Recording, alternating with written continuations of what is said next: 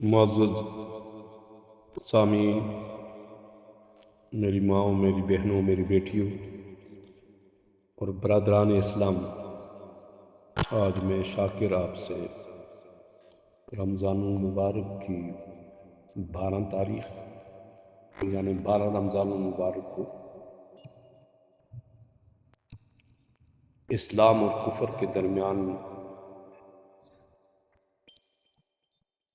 پہلے معرکے غزوہ بدر کے بارے میں اور حضور صلی اللہ علیہ وسلم کی مکی زندگی اور ہجرت اور پھر غزوہ بدر، آپ سے ان تمام پر اپنی زندگی کی اہم ترین گفتگو کرنے لگا ہوں۔ رب العالمین اسے قبول فرما دے اور آپ کے ایمانوں کے لیے تقویت کا، میرے ایمان کے لیے تقویت کا باعث بنائے، اور ہم سب کے آباء و اجداد کے لیے اللہ اسے عالم برزخ میں راحت کا ذریعہ بنائے، اور ہماری آنے والی نسلوں کو ان حقائق کو اپنے من میں جگہ دینے کی توفیق دے اور بصیرت عطا فرما دے کہ ہم اس پر غور کریں اور اس سے مقصدی زندگی کا تعین کر سکیں۔ اہل بصیرت، رب العالمین کی اس کائنات میں رب العالمین کو جو سب سے زیادہ پیارے تھے، پیارے ہیں اور پیارے رہیں گے، وہ ہیں آقا دو عالم صلی اللہ علیہ وسلم کی ذات اقدس۔ آپ صلی اللہ علیہ وسلم اور آپ کے جان نثار غلامان مصطفیٰ صلی اللہ علیہ وسلم، جن پر غلامی بھی ناز کرتی ہے، 12-13 سال تک کفار مکہ کے ظلم و ستم کو صبر و سکون سے برداشت کرتے رہے، اور اہل باطل مشرکین مکہ کے دل کی دنیا میں نور حق کا اجالا کرنے میں دن رات سعی کرتے رہے، لیکن اسلام کا پودا ان کے دلوں کے سنگلاخ سرزمین میں جڑ پکڑ نہ سکا۔ رب العالمین نے اپنی قدرت کاملہ سے مکہ سے 300 میل دور یثرب نامی ایک بستی کے رہنے والوں کو اسلام کی طرف مائل کر دیا۔ حج کے ایام میں وہاں کے کچھ لوگ آپ صلی اللہ علیہ وسلم کی خدمت میں حاضر ہوئے اور مشرف اسلام ہوئے۔ نبوت کے 12ویں سال قبیلہ خزرج کا ایک قافلہ جو 75 افراد پر مشتمل تھا مکہ آیا اور پیغمبر کائنات، پیغمبر رحمت صلی اللہ علیہ وسلم کے دست حق پر بیعت کی، اور اسی قافلے نے آپ صلی اللہ علیہ وسلم سے ریکویسٹ کی، التجا کی، درخواست کی کہ حضور مکہ سے ہجرت کر کے مدینہ منورہ کو رونق بخشیں۔ اس قافلے والوں کو اور اہل مدینہ کو ان خطرات اور مشکلات کا یقیناً احساس تھا جن سے انہیں دوچار ہونا تھا، لیکن وہ ان تمام حالات کا سامنا کرنے کے لیے بخوشی تیار تھے۔ ہجرت کے بعد صورتحال بالکل بدل گئی۔ مکہ کے مظلوم اور ستم رسیدہ مسلمان مدینہ طیبہ میں جمع ہو گئے، اور وہاں کے 2 بڑے قبیلوں اوس اور خزرج میں اسلام کی روشنی بڑی تیزی سے پھیلنے لگی۔ قلیل مدت میں مسلمانوں کی ایک مضبوط جمعیت معرض وجود میں آ گئی، اور اسلام کی اشاعت کا کام جو 13 سالہ مکی زندگی میں نہ ہو سکا، وہ یہاں چند ماہ میں ہو گیا۔ کائنات کی سب سے بڑی محسن ذات پیغمبر رحمت صلی اللہ علیہ وسلم نے یثرب نامی بستی کو منور کر کے مدینہ منورہ کو بنایا، اور وہاں جب آپ پہنچے تو آپ صلی اللہ علیہ وسلم نے مہاجرین اور انصار کو اخوت کے رشتے میں پرو دیا۔ ہر مہاجر کا کسی انصاری کے ساتھ بھائی چارہ قائم کر کے اسلامی سوسائٹی کو بنیادی طور پر استحکام بخشا۔ پھر اڑوس پڑوس کے یہودی قبائل جو مدینہ طیبہ کے گرد و نواح میں اقامت پذیر تھے، ان کے ساتھ دوستی کے معاہدے کیے، جس سے ہر ایک کو مکمل مذہبی آزادی دینے اور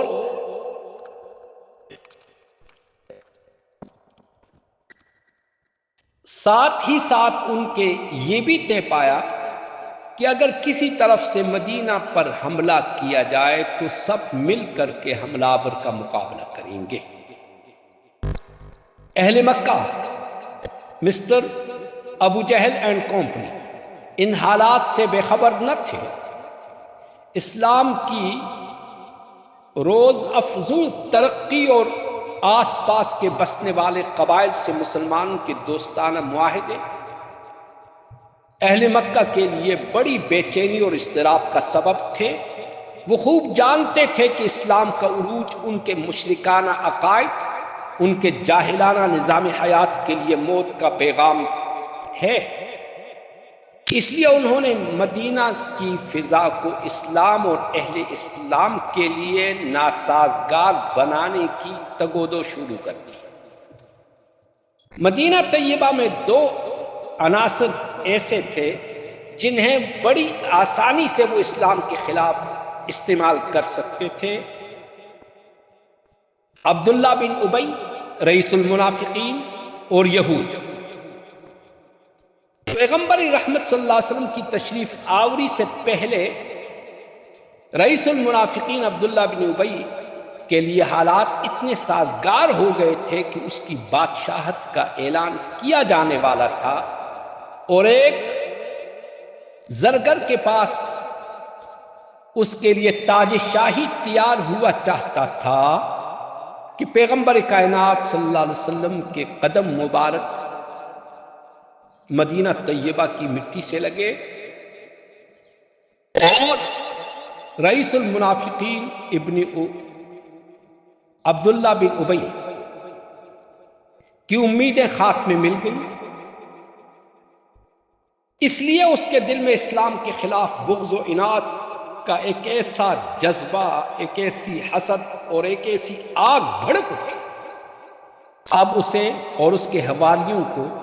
اہل مکہ بڑی آسانی سے اپنا آلہ کار بنا کر کے استعمال کر سکتے تھے۔ اس کے علاوہ یہود کے دلوں میں بھی حسد کی آگ بھڑکنے لگی۔ ان بیچاروں نے تو اس خیال سے حضور صلی اللہ علیہ وسلم کے استقبال میں بڑھ چڑھ کر کے حصہ لیا تھا اور اس مقصد کے لیے مسلمانوں سے یارانہ لگایا تھا کہ وہ دل میں یہ سمجھے ہوئے تھے کہ یہ مصیبت زدہ جلا وطن لوگ، جن کی مالی حالت بھی سخت ناگفتگی ہے، ان کو یہ آسانی سے اپنے حلقے میں شامل کر دیں گے اور انہیں اپنے اغراض و مقاصد کے لیے استعمال کریں گے۔ لیکن پیغمبر کائنات صلی اللہ علیہ وسلم کی قربت اور آپ صلی اللہ علیہ وسلم کے فداکاروں کی مضبوط قلبی لگاؤ اور ان کی شخصیت اور اسلام کی بے پناہ عقیدت اور محبت، وہ کیسے ان کے دلوں میں جو راسخ ہو چکی تھی کیسے نکالتے؟ ان کے بھی تیور بدل گئے اور وہ بھی ان مواقع کی تاک میں رہنے لگے کہ مسلمانوں کی جمعیت کا شیرازہ بکھیر دے اور اپنی برتری کا سکہ یثربی کسانوں کے دلوں پر جما سکے۔ چنانچہ اہل مکہ نے ان لوگوں سے اسلام کے خلاف ساز باز شروع کر دی اور مسلمانوں کو اپنی قوت سے مرغوب کرنے کے لیے وقتاً فوقتاً کچھ قافلے بھیجنے شروع کر دیے جو مدینہ طیبہ کی چراہ گاہوں سے مسلمانوں کے مویشی ہانک کر لے جاتے، اور اگر اکا دکا کوئی مسلمان بھی ہاتھ آ جاتا تو اس پر حملہ کرنے سے بھی باز نہیں آتے تھے۔ ان حالات میں کیا مسلمان ہاتھ پر ہاتھ دھرے بیٹھے رہتے اور اپنی آنکھوں سے دیکھا کرتے کہ کس طرح مخالفت کی آندیاں ان کی طرف اٹھتی ہیں اور اسلام کی شمع کو گل کرنے چلی آتی ہیں، کس طرح طوفان امٹ کر آتے ہیں اور ان کے جذبات کو مجروح کرتے ہیں۔ مسلمان اس طبیعت کے لوگ نہ تھے، انہیں زندہ رہنا تھا، صرف اپنے لیے نہیں بلکہ ساری گم کردہ راہ اولاد آدم کے لیے، تاکہ دنیا کا گوشہ گوشہ پیغمبر کائنات صلی اللہ علیہ وسلم کے نور سے منور ہو جائے۔ اس لیے اس صورتحال سے نمٹنے کے لیے پیغمبر کریم صلی اللہ علیہ وسلم نے ضروری اقدامات کیے۔ کفار مکہ کو ان کے معاہدانہ رویے سے باز رکھنے اور اہل اسلام کے خلاف سازشوں اور ریشہ دوانیوں کو روکنے کا آسان طریقہ یہ تھا کہ ان کے تجارتی راستے پر، تجارتی شاہراہ پر اپنی گرفت مضبوط کی جائے، جو بحر احمر کے کنارے کنارے یمن سے شام کی طرف جاتی تھی، جس پر اہل مکہ، طائف اور دوسرے قبائل کے تجارتی کارواں اپنا بیش قیمت سامان لے کر جاتے تھے اور سامان سے لدے ہوئے 2,000 اونٹوں کے قافلے بیک وقت چلتے تھے۔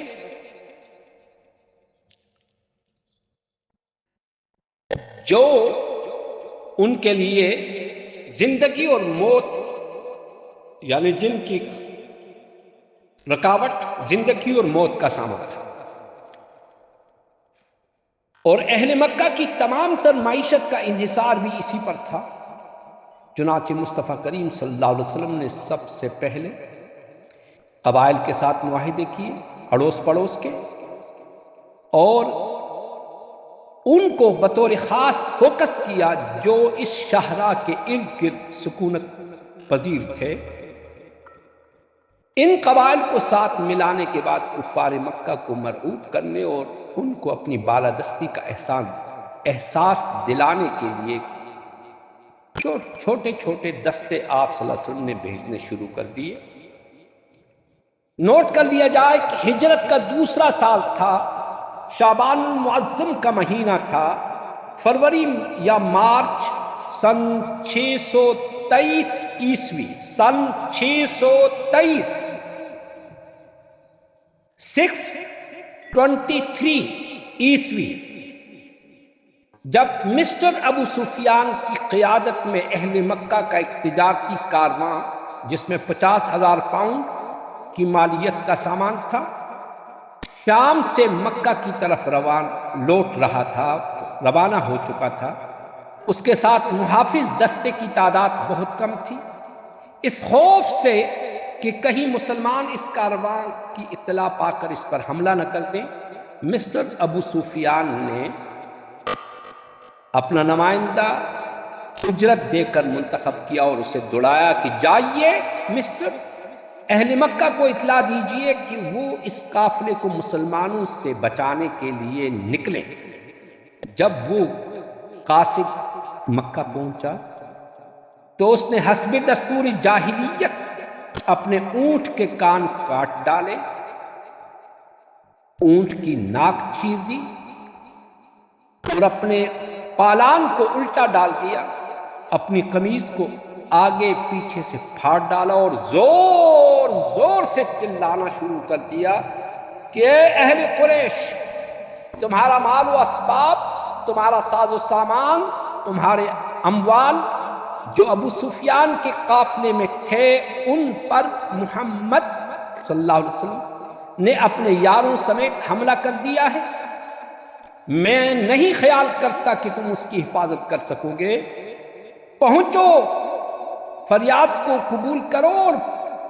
اپنے مال کو بچانے کے لیے میدان عمل میں کودو۔ یہ سنتے ہی مسٹر ابو جہل نے لوگوں کو جنگ پر ابھارنا شروع کر دیا اور تقریباً مکہ کے ہر گھر سے اس تجارت میں حصہ تھا۔ اس لیے اس مہم میں چونکہ ہر شخص کا ذاتی مفاد تھا، تھوڑی ہی دیر میں 1,000 آزمودہ کار سپاہیوں کا ایک لشکری جرار تیار ہوا جس میں 600 زیرہ پوش تھے اور 100 سواروں کا دستہ بھی تھا، اور یہ بڑے آب و تاب کے ساتھ یہ لشکر اپنے قافلے کی حفاظت کے لیے نکلا، یعنی ابو سفیان کی حفاظت کے لیے نکلا۔ راستے میں انہیں اطلاع ملی کہ قافلہ صحیح سلامت مسلمانوں سے کی زد سے بچ کر نکل آیا ہے۔ اس پر کئی لوگوں نے رائے دی کہ مقصد تو پورا ہو چکا ہے، اب ہمیں واپس لوٹ جانا چاہیے، لیکن مسٹر ابو جہل اور اس کے حواریوں نے کہا کہ اب موقع ہے، روزانہ کی کل کو ختم کر دیا جائے اور مسلمانوں کی مختصر سی جمعیت کو آج ٹھکانے لگا دیتے ہیں تاکہ نہ رہے بانس اور نہ بجے بانسری، اور اس تجارتی شاہراہ کو جو ان کے لیے شاہرخ کی طرح تھی، یہ خطرات کے محیط سائے ہمیشہ کے لیے ختم ہو جائیں، اور اس کے ارد گرد بسنے والے قبائل بھی اتنے ہراساں و خوف زدہ ہو جائیں کہ ان کی طرف آنکھ اٹھانے کی جرت نہ کر سکیں۔ نوٹ کر لیا جائے کہ پیغمبر کائنات صلی اللہ علیہ وسلم نے 313 مجاہد مسلمانوں کی معیت میں مدینہ سے نکلے، جن میں 83 مہاجر تھے، 61 قبیلہ اوس کے تھے، اور باقی 170 کے قریب قبیلہ بنو خزرج کے تھے، انصار تھے۔ پیغمبر کائنات صلی اللہ علیہ وسلم نے وادی زفران میں پہنچے تو آپ صلی اللہ علیہ وسلم کو اطلاع ملی کہ مسٹر ابو جہل ایک لشکری جرار لے کر کے مکہ سے مدینہ کی طرف چلا آ رہا ہے۔ اب مسلمانوں کے مد مقابل وہ تجارتی قافلہ نہ تھا، بلکہ جس کے محافظوں کی تعداد 30-40 کے لگ بھگ تھی، بلکہ نہایت جنگجو اور تجربہ کار بہادروں کا ایک لشکر تھا جس کی قیادت مکہ کا مشہور سردار مسٹر ابو جہل کر رہا تھا، جو تعداد میں مسلمانوں کی اس مختصر جماعت سے 3 گنا زیادہ تھا اور ساز و سامان اور اسلحے سے لیس تھا، جسے مسلمانوں کے ساتھ کوئی گویا نسبت ہی نہ تھی۔ پیغمبر رحمت صلی اللہ علیہ وسلم بھی حالات پر گہری نظر رکھے ہوئے تھے۔ پیغمبر کائنات صلی اللہ علیہ وسلم کو معلوم تھا کہ آج اگر کمزوری دکھائی تو یہ صرف یہی نہیں کفار مکہ کے حوصلے پڑ جائیں گے، بلکہ مسلمانوں کے خلاف اپنی وہ مساعی کو تیز تر کر دیں گے اور مدینہ طیبہ میں بھی مسلمانوں کے لیے رہنا مشکل ہو جائے گا۔ یہودی اور منافق جو ابھی تک سہمے رہتے تھے وہ بھی دلیر ہو جائیں گے اور داخلی امن بھی خطرے کی نظر ہو جائے گا۔ اس لیے اب موقع ہے کہ جرأت و ہمت سے کام لے کر سرفروشانہ طور پر کفار کی طاقت سے ٹکر لی جائے۔ لیکن کوئی قدم اٹھانے سے پہلے ایک مجلس مشاورت منعقد کی گئی جس میں مہاجرین اور انصار نے شرکت کی۔ ان کے سامنے پیغمبر رحمت صلی اللہ علیہ وسلم نے ساری صورتحال رکھی۔ حضرت ابو بکر صدیق اور عمر فاروق رضی اللہ تعالیٰ عنہ نے اپنے جذبہ جاں فروشی کا اظہار کیا۔ حضرت مقداد بن عمر کھڑے ہوئے اور گزارش کی کہ یا رسول اللہ صلی اللہ علیہ وسلم، جیسے اللہ کا حکم ہے تشریف لے چلیے، ہم حضور آپ صلی اللہ علیہ وسلم کے ساتھ ہیں، بخدا ہم آپ کی خدمت میں وہ بات عرض نہیں کریں گے جو بنی اسرائیل نے حضرت موسیٰ علیہ السلام سے کہی تھی کہ تم اور تمہارا خدا جا کر کے لڑو، ہم تو یہاں بیٹھے ہیں، بلکہ ہم تو یہ عرض کریں گے کہ آپ اور آپ کا رب کریم دشمن سے نبردہ آزما ہوں، ہم سب آپ کے ساتھ ہیں۔ پھر پیغمبر کائنات صلی اللہ علیہ وسلم نے فرمایا، اے لوگو بتاؤ تمہاری کیا رائے ہے؟ اب انصار کو خیال گزرا کہ شاید روئے سخن ہماری طرف ہے، چنانچہ انصار کے علم بردار سعد بن معاذ رضی اللہ تعالیٰ عنہ اٹھے اور عرض کی کہ اللہ کے رسول صلی اللہ علیہ وسلم، آپ ہماری رائے پوچھ رہے ہیں؟ حضور صلی اللہ علیہ وسلم نے فرمایا ہاں۔ تو حضرت سعد رضی اللہ تعالیٰ عنہ نے عرض کی کہ ہم آپ پر ایمان لائے ہیں اور ہم نے آپ کی تصدیق کی ہے اور اس بات کی گواہی دی ہے کہ جو کچھ آپ لائے ہیں وہ حق ہے اور آپ کی کامل اطاعت اور پختہ وعدہ ہے، ہم نے کیا ہے، جدھر کا ارادہ ہے تشریف لے چلیے، ہم آپ کے ساتھ ہیں۔ اللہ کی قسم جس نے آپ کو نبی برحق بنا کر مبعوث فرمایا ہے، اگر آپ سمندر میں کودنے کا حکم دیں گے تو سب آپ کے ساتھ اس میں چھلانگ لگا دیں گے اور کوئی ایک بھی پیچھے نہ رہے گا۔ میدان جہاد میں ہماری جان فروشیوں سے اللہ تعالیٰ آپ کی آنکھوں کو ٹھنڈک مہیا کرے گا۔ اللہ کی برکت پر چلیے، ہم سب آپ کے ساتھ ہیں اور ہر زاویے سے آپ کے ساتھ ہیں۔ اس طرح احباب گرامی، سرفروشوں کا یہ قافلہ، یہ گروہ اپنے رب کے نام کو بلند کرنے کا عزم صمیم لے کر کے آگے بڑھا اور بدر کے میدان پر، بدر کے مقام پر خیمہ زن ہوا۔ وہاں ایک طرف حضور صلی اللہ علیہ وسلم کے ٹھہرنے کے لیے ایک چھپڑ سا بنایا گیا۔ جنگ سے ایک روز قبل پیغمبر کائنات صلی اللہ علیہ وسلم اپنے صحابہ کی معیت میں میدان جنگ کے نشیب و فراز کا جائزہ لینے کے لیے نکلے۔ سارے میدان کا چکر لگایا۔ اسی اثناء میں ان مقامات کی نشاندہی بھی آپ نے کی کہ کل ہونے والی جنگ میں مکہ کے سردار یہاں یہاں یہاں فنا ہوں گے، ملیامیٹ ہوں گے۔ رات کو سب لوگ محو خواب تھے، لیکن کائنات کی مقدس ترین نگاہیں اور مقدس ترین ذات اپنے رب سے گفتگو میں بھیگی ہوئی نگاہوں کے ساتھ مسلمانوں کی فتح مندی کے لیے دعا فرما رہے تھے۔ صبح ہوئی، مسلمانوں کی صفوں کو درست کیا، سامنے کفار کا لشکر جنگ کی تیاریوں میں مصروف، ان کی 100 گنا قوت کو دیکھا، مسلمانوں کی بے بسی کو ملاحظہ فرمایا، اور آپ صلی اللہ علیہ وسلم پھر اپنے عریش میں واپس تشریف لائے، اور آپ صلی اللہ علیہ وسلم نے رب العالمین سے مخاطب ہو کر کے کہا، اے اللہ، یہ سامنے قریش ہیں جو غرور اور تکبر کے سب سامان سے لیس ہو کر آئے ہیں تاکہ تیرے رسول کو جھٹلائیں۔ اے اللہ، اب آ جائے تیری وہ مدد جس کا تو نے وعدہ فرمایا تھا۔ اے اللہ، اگر ان مٹھی بھر مسلمانوں کو تو نے ہلاک ہونے دیا تو پھر تیری بھی عبادت نہیں کی جائے گی۔ یہاں ایک مصرع کہنا چاہوں گا، اے اللہ، جس جگہ ہم پہ تیری پہلی مدد اتری تھی ہم کو پہنچا دے وہیں 313 کر کے۔ آمین ثم آمین۔ احباب گرامی، رمضان المبارک کی 17 تاریخ تھی، 17 رمضان المبارک، جمعے کا دن تھا، جب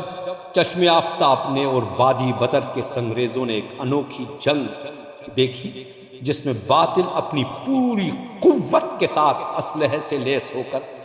حق کو کچلنے کے لیے میدان میں نکلا تھا، اور حق نے اپنی بے سر و سامانی کے باوجود باطل کو ٹکڑے ٹکڑے کر کے رکھ دیا۔ اگر اس روز اللہ کی تائید اور مسلمانوں کی جان فروشی کے باعث حق کا بول بالا نہ ہوتا تو آج آفتاب صداقت کا یہ جلوہ سامانیاں نہ ہوتی، بلکہ یہ کائنات کفر و شرک کی عطا گہرائیوں میں ڈوبی ہوئی ہوتی۔ اس لیے قرآن مجید نے اس یوم سعید کو یوم الفرقان کے نام سے تعبیر کیا، یعنی وہ دن جس دن حق اور باطل کو الگ الگ کر دیا گیا۔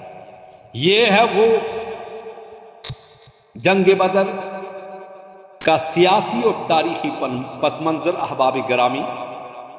جس کے متعلق رب العالمین کی آیات بھی دلالت کرتی ہیں۔ اس میں مسلمانوں کو ان کی اپنی کوتاہیوں پر بھی آگاہ کر دیا گیا رب کی طرف سے، اور رب کہ وہ اپنی اصلاح کریں، اور یہ بھی واضح کر دیا کہ فتح و کامرانی محض اللہ تعالیٰ کی تائید اور نصرت ہی کا نتیجہ ہوا کرتی ہے۔ اس لیے اس کی اور اس کے رسول کی اطاعت میں کوشاں رہیے تاکہ تائید غیبی ہمیشہ ہمیشہ کے لیے شامل حال رہے۔ ایسا نہ ہو کہ تم اپنی بہادری اور شجاعت میں مغرور ہو کر احکامات الہیہ کو اور مصطفیٰ کریم صلی اللہ علیہ وسلم کے ارشادات کو نظر انداز کر لو، تو پھر تمہاری زندگی بھی تمہیں نظر انداز کر دے گی۔ احباب گرامی، میں دعاگو ہوں اور میں ملتمس ہوں کہ اس زمن میں اگر آپ سورۃ الانفال بطور خاص پڑھیے گا اور بار بار پڑھیے گا، اس کی 2 ابتدائی آیات میں جو خاص طور پر مومنوں کی رب العالمین نے وضاحت کی ہے کہ انما المؤمنون الذین اذا ذکر اللہ وجلت قلوبهم واذا تلیت علیہم آیاتہ زادتهم ایمانا وعلی ربہم یتوکلون الذین یقیمون الصلاۃ ومما رزقناہم ینفقون۔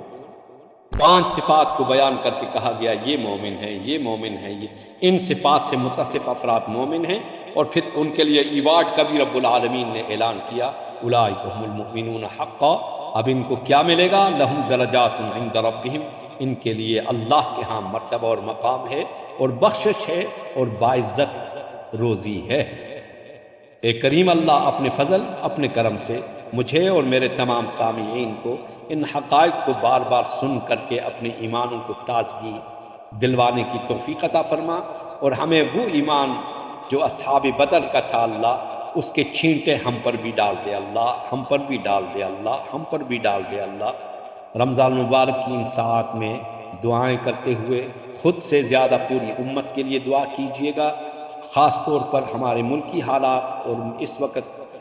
بین الاقوامی سطح پر جو حالات ہیں یہ دعاؤں کا تقاضا کرتے ہیں۔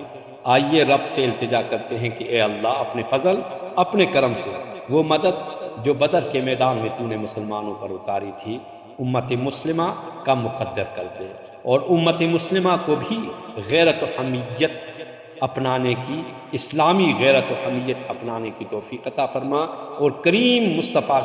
صلی اللہ علیہ وسلم کے دامن رحمت کے ساتھ کامل وابستگی ہمارا بھی ہماری نسلوں کا بھی مقدر کر دے۔ اور اے کریم اللہ ہمارے یوم الفرقان کی نعمتوں سے ہم سب کو ابھی بھی اس کے چھینٹوں سے نواز دے مالک، تاکہ اسلامی غیرت و حمیت ہم سب کا امت مسلمہ کا مقدر ہو جائے۔ اے کریم اللہ اپنے فضل اپنے کرم سے ہمیں ان نفوس قدسیہ کے غلاموں میں شامل فرما جن پر آج بھی زمین ناز کرتی ہے اور آسمان ناز کرتا ہے۔ اے اللہ تو ہی ہم سب کا حامی و ناصر ہو، آمین ثم آمین۔